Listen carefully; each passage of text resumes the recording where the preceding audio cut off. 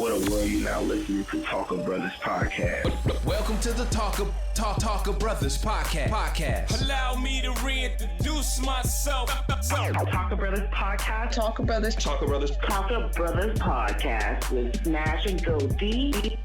Go D and Smash, you guys doing your thing. The mic is contacted, I attract clientele. My brothers. Go D and Smash, Talka Brothas. That's poppin'. We ain't worried about none. Y'all are now listening to Talka Brothas podcast. What's happening, everybody? It's your boy Go D. It's your boy Smash coming at you.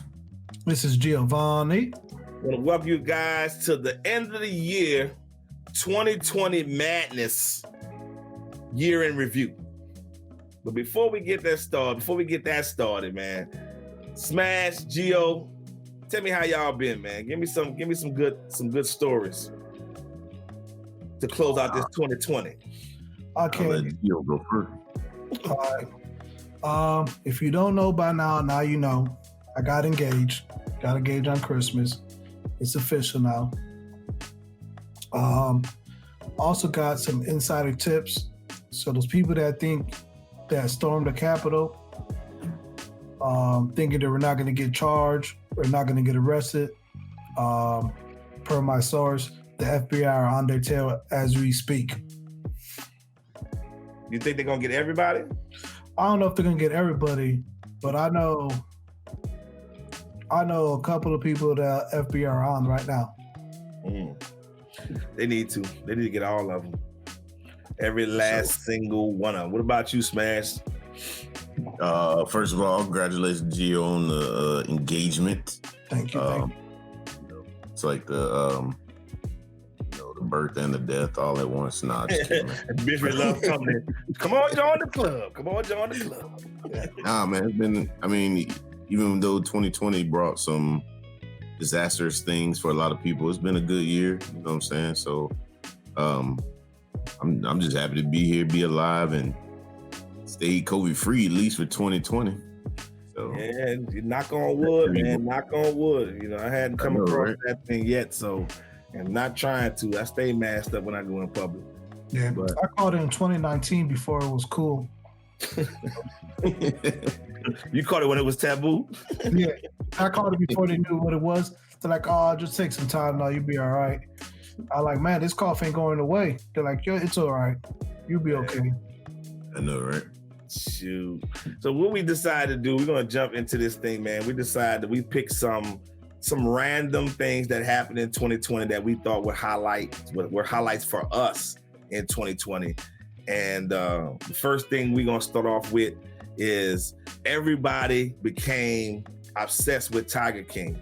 The first major cultural sensation of 2020 was a Netflix series about unusual big cat enthusiasts in Oklahoma.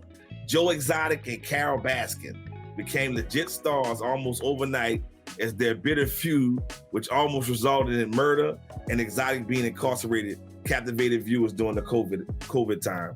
What was your guys? Did you guys fall prey to this phenomenon? I started to watch it, and then I'll tell you where they lost me.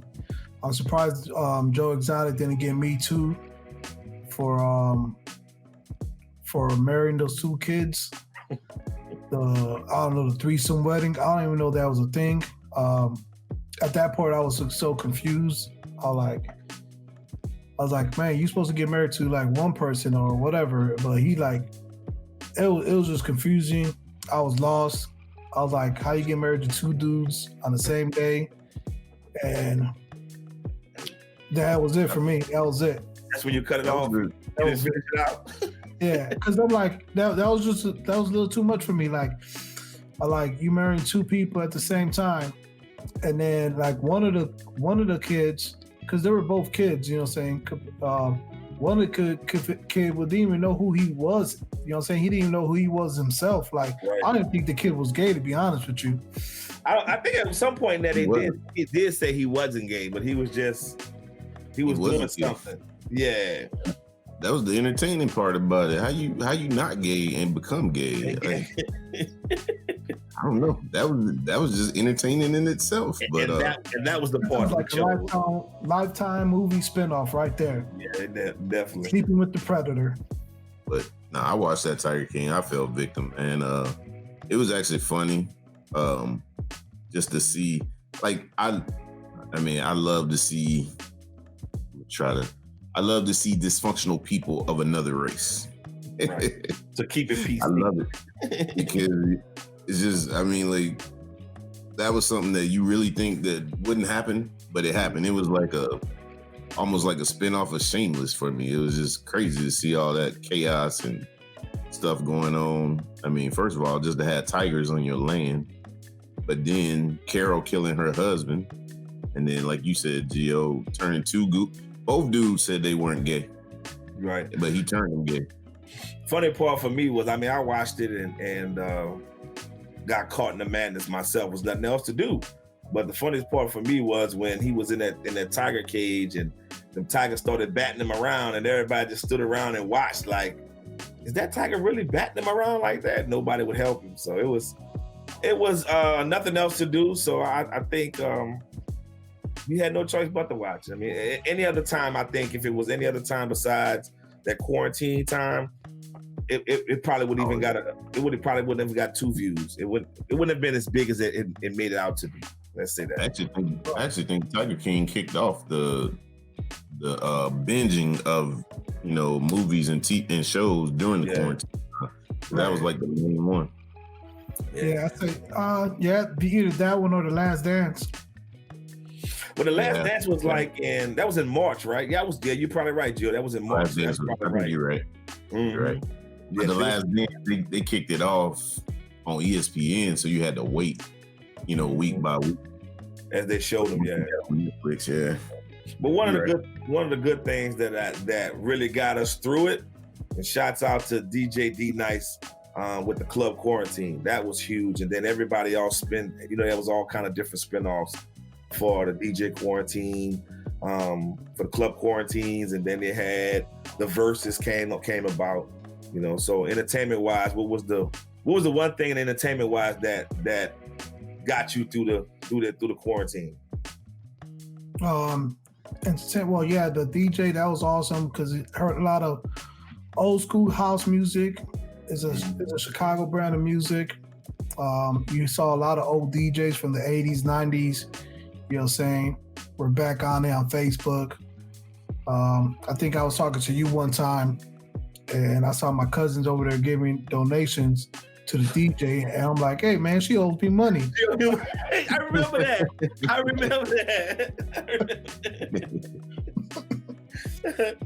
Oh my goodness. So keep it moving. Another phenomenon, I want to say a phenomenon, was that we definitely took pride into the Black Lives Matter project. The Black Lives Matter activists, predominantly young people of color, made it clear that they stayed, they were going to stay this late and stay as long as they could for justice. That was a mainstay, man, for us. I mean, I think we all said it and we all agreed that, we're not at that age anymore where we can be resilient and young and get out there and protest. But it's good to see that, especially in contrast to what we just saw January 6th, of how they thought our protest was against everybody, or against them, or against the system, versus on how they handled it, So we were trying to bring awareness, and they just took it to savage mode. So that was definitely a major highlight for 2020, the Black Lives Matter movement. Oh yeah. I mean, I was like, I liked it when they did the street, when they painted BLM or Black Lives Matter on the whole street. That was a big deal. Well, that pissed them off. That had them really hot. That had them really mad, man. Yeah. It was a big moment. Thing too. Mm-hmm. We're having the court saying Black Lives Matter, but actually, they don't get enough recognition as the WNBA. The WNBA really did their thing for Black Lives Matter. Mm-hmm. You know what I'm saying? Especially for what happened to Breonna Taylor. Wow. Yeah. It was good to see that the how much solidarity that came about because of that, man. It was everybody just stopped what they're doing and everybody contributed some kind of form, some shape or form For us, it was more about us podcasting and bringing awareness that way versus actually going to the marches and stuff like that. But it was good to see how many countries and it was like, I want to say it was like 20 something countries that all participated in it, and to show that solidarity to bring awareness to what we see and what we see now, current time. We saw tanks, we saw all these, military factions sitting there trying to contain us, and we're doing a peaceful protest, and they put nothing out there thinking that they were going to be the ones with peaceful protests, and they were actually the savages. Right. So, not to mention they killed an officer. To boot, right? So you look at these things, and it's like, okay, it shows you that white privilege is definitely a thing, and they try to downplay it like it's not a thing, and that just shows you that it's truly a thing. It's truly a thing. You can't underestimate anybody. If you treat us all one way, if you treat one group one way, treat us all that way. So. And that's what we are. We just want equality, equal. And if not, just acknowledge it. First of all, acknowledge it first, and that's just what needs to happen. Right. Yeah. So moving right along, in sports, we talked about this a lot, and we have so many different things that happened. We definitely didn't want to highlight the NBA. We all agree that it was fixed. That it was going to be for the Lakers. Shouts out to BTG. You got your shit, but we got an asterisk by it. But we settled on Mike Tyson versus Roy Jones pay-per-view. Mike Tyson and Roy Jones accomplished what they set out to do with this pay-per-view, which was put an entertaining bout that was worth the price of the pay-per-view.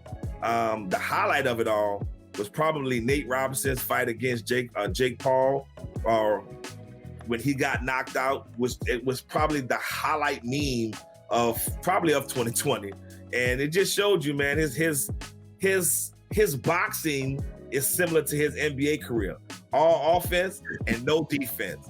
Also, the other good highlights of it was, it was very good hip hop between fights, and the standout performance of who knew Snoop could be a commentator. That was really dope to see him in the booth, the way he commentated. Oh, Lord, somebody come get your people. Right. Right. I'd like to touch on the growth of what I saw from Mike Tyson. Because you saw that he was one, he still got sick. He was prepared to fight. He looked like Mike Tyson of old. Roy Jones was there for a charity fight. And you saw very early that Mike Tyson sensed that and noticed that, and instead of killing Roy Jones on the ring, which he normally does, or instead of getting frustrated and doing something crazy, which is like what Mike Tyson normally does, he just put on a good show. You know what I'm saying?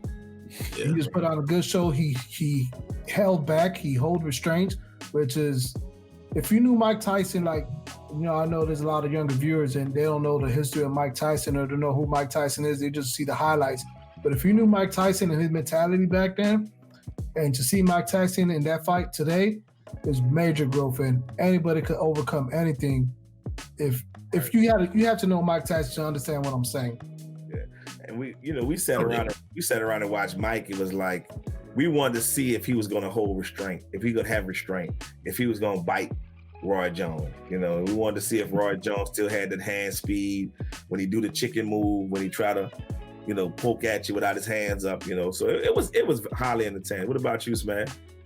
No, I'm like Gio, man. Mike Tyson, like he was saying, if you know Mike Tyson, man, he just to see him in there, he's a beast. So when he get in that ring, he's focused on destroying his prey. And that's what made him one of the best. And when he got in there, like you could see at times he had those glimpses of I'm finna destroy my prey, but then he came back to be like, oh, okay, Roy ain't about this life. So let me just tap on him and do this, and if you look at the ferocity of his punches and stuff like that, man, at 54 years of age. Yeah. You know what I'm saying? So I liked it. And then like you saying, I think what stole the show overall was, like you said, Nate Robinson getting knocked out by old boy, because Jake Paul. Yeah, like like Gio said numerous times, man, Nate didn't take it seriously, and everybody had to, Snoop was in there commentating, and that's what made that even funny too, because Snoop was just commentating like we'd be commentating at home in our house, Right. you know what I'm saying? So that's what was weird about it. You know what I'm saying? So I loved it, man. Yeah, it was like Stuart Scott was back in the building. Yeah, I know, right? It was the aftermath of that fight was probably even more entertaining than the fight itself, because the memes that came out of it, they had the Nate challenge, knockout challenge, and that was funny. Seeing the dude get laying on the escalator, going up the escalator, laying down. So it was very entertaining, highly entertaining. Right. Oh, one more thing I'd like to add is that was the only fight in years, in probably decades, where everybody I knew paid for it instead of finding a link or getting a bootleg or sharing off someone else. It was probably because of COVID, because people ain't having fight parties anymore. Right. But that's the only fight that I knew everybody in my circle paid for it. Right. I ain't gonna lie, I ain't paid for it. I watched it off of streaming. Me neither, but I get your point. In one of my group. But I think that was one instance where the whole world was tuned in. Like Facebook was hopping, Instagram was hopping, Twitter was hopping. I mean, every social media outlet was hopping, news station. I mean, it was just like it was covered ad nauseum, and it was so entertaining. It was good. It was refreshing to have something like that. But you think about it, when we grew up, boxing was that's how big boxing was. Everything stopped with fight parties and stuff like that. So it felt really good to get a glimpse back into when we were younger, to see when boxing was, when the sweet science was king. Another thing that happened, man, that really to show that continue on with that solidarity in 2020 was Joe Biden winning the presidency. Americans felt passionate about the 2020 presidential election. The proof is in the turnout. More than 159 million people voted. That equates to about 66.7% of voters turnout, the highest since the 1900s. More than 100 million Americans voted early, either in person or by mail, or the first time in history, more voters voted before election than on election day itself, and that was huge. Yes, it was huge.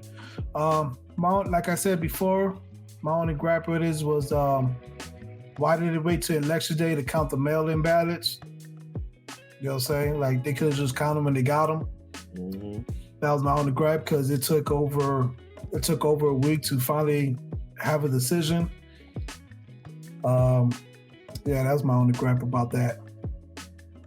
Yeah, I was just happy like somebody is getting back into the House or the White House to make it more, you know what I'm saying, make it more presidential. Like, we lost the status of presidential with the current president, and America wasn't what we looked at America as, whatever your America is or was. So I was glad, and then to see that, Biden brought Kamala Harris, because, as we always talk about, we want to see that diversity. And so just having a Black woman in there, we know that the diversity is going to come. And so far, Biden is keeping true. His cabinet and all that stuff is being real diverse. Whoa. Stacey Abrams don't got her job yet. Yeah, tell him, Jill. You know what I'm saying? Jill. Stacey Abrams got her job yet. Stacey Abrams got something else playing. I don't know what it is, but she got something cooking, because she was asked if she was going to run for governor right now. And she was like, my focus right now is getting the right people elected.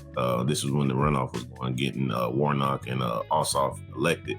So she got something playing. That was a correct response. That was a political response, the political correct answer. But no, Joe Biden, I know you watch the show. You better give her a high position, or give her whatever position she want. She earned it. Because check this out, they offered Keisha Lance Bottoms, the mayor of Atlanta, a position, but she declined. So yeah, but that was what position they offered her? It was some type of ambassadorship. Right? It was ambassador for the Bahamas. Yeah. Okay. Yeah, like mayor of Atlanta is higher than that. Right. Yeah. So come on. Yeah, I would decline that. Don't disrespect me. Yeah, and it was good to see the historic part of it was not just the numbers of the turnouts, but to see traditionally the southern state, especially Georgia, turn blue. And that was huge. That was one of the catalysts for Biden and Kamala Harris to get to win this election. That was huge to see that. And I hope that trend continues going forward. Just like, with Keisha Lance Bottoms turning that down, knowing that, they don't have to just accept. They can go out and blaze their own path, and seeing more women. Now, this opened the door for more women, especially like with, I don't have any girls, but especially like with Smash and Jill, you guys have girls, to let them see that, hey, they can take that political avenue because there are people now, there's people, not only that they're women, but there are women of color that look like them. And so that was definitely a high point in 2020. Right. Also talking about Georgia turning blue, the two Senate seats that end up flipping from red to blue. Both of them had ties and connection with John Lewis. Right. Yeah. Right. Who also passed away this year. Definitely. Yes, sir. So go around the room, and that was just a brief highlight of 2020. But let's go around the room and say the things that we look forward to happen in 2021. What we look forward to into this coming new year. We'll start with you, Jill. One, Stacey Abrams needs a seat. She needs a job. I can't say that enough. You know what I'm saying? And I'm looking forward to being wrong for 2021.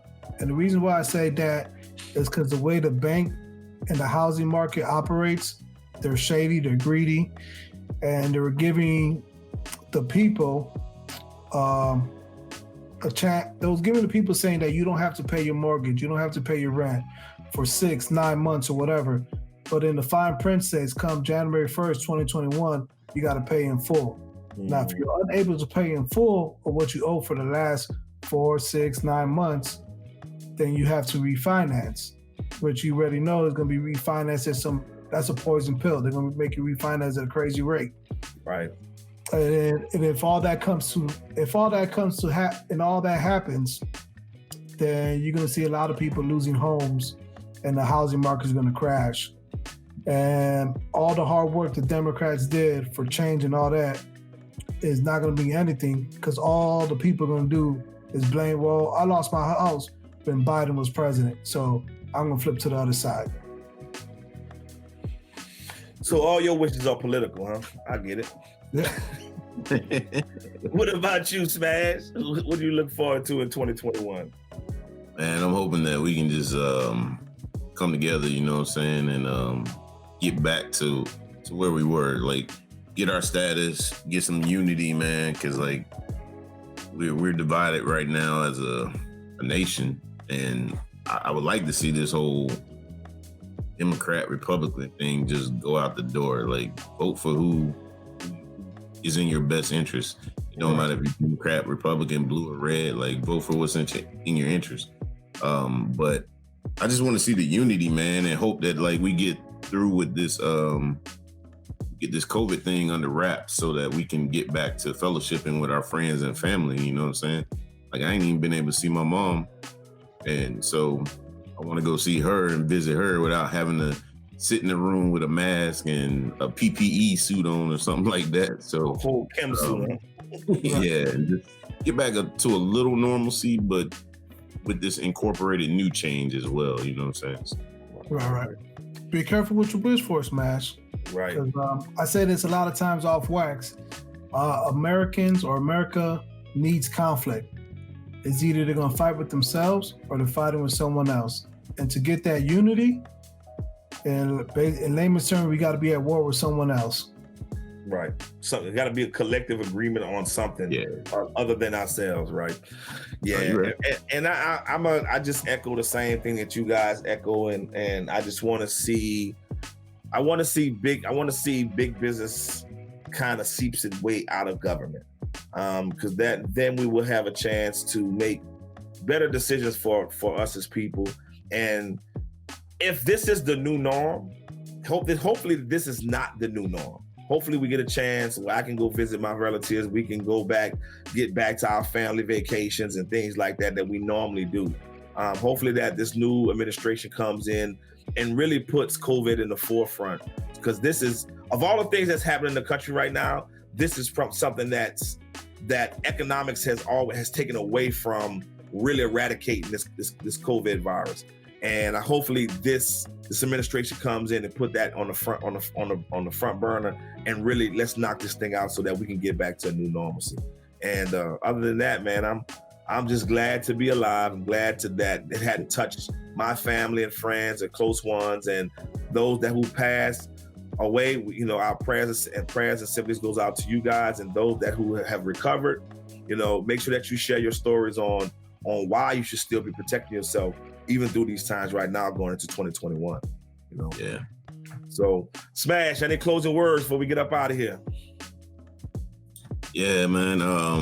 Saying Happy New Year to the listeners and everybody. Talka Brothas, Ballas Union, we trying to come to y'all with some good content this year. So we appreciate that feedback. So, constructive feedback, that is. But just give it to us. But man, like, it's a new year. Let's start it off right, man. And let's help each other, man. Like, you know what I'm saying? That's the only way we're gonna get ahead in this game is help each other, So that's all I got so far for this episode. No doubt.